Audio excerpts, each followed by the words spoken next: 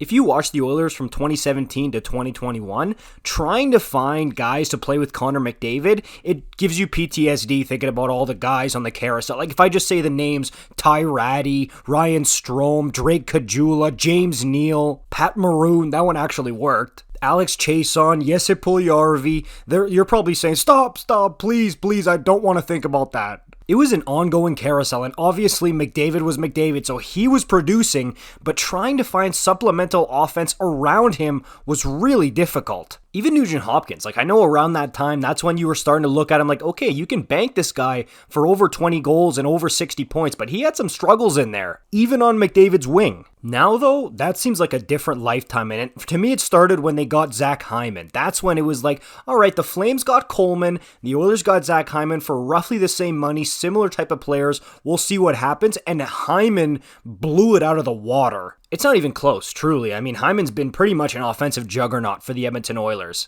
Doesn't matter if he's with Connor or Leon or both, like on the power play or something. He's productive, he's effective, and to me that was like exactly what the doctor ordered. That's when the tide started to turn with like, all right, finally, some traction for guys who can consistently play with Connor and Leon and keep up with them. And not so coincidentally, that's when the Oilers started making some noise in the playoffs. You go from two really embarrassing series against Chicago and Winnipeg to all of a sudden, they look incredible and go on a magical run in 2022. And then you add Evander Kane to the mix, and look, people will say that, oh, I knew he was going to fit like a glove with the Oilers.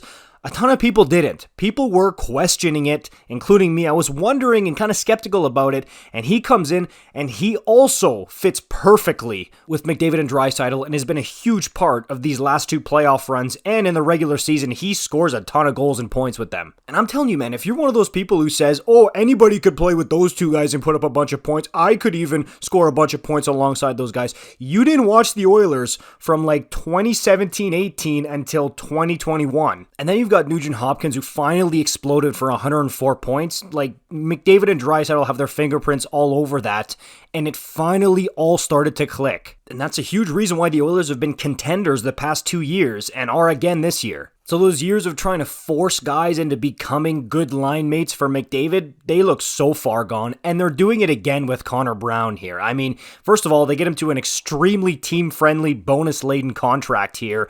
Former Erie Otters teammate with Connor McDavid. He comes in. Honestly, the way he played for the Leafs a few years back, I had a feeling this is going to work pretty well, but he goes in yesterday.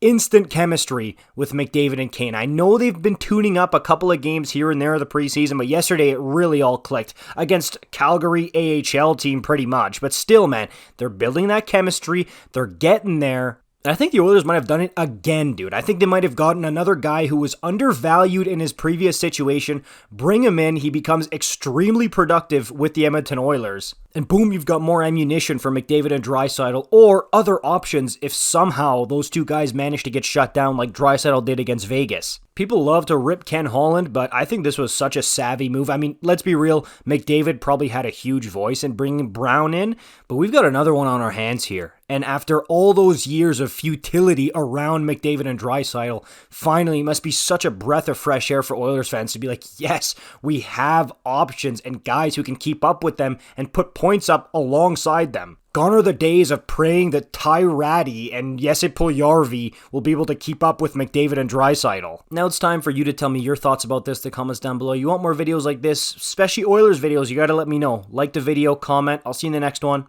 Peace out.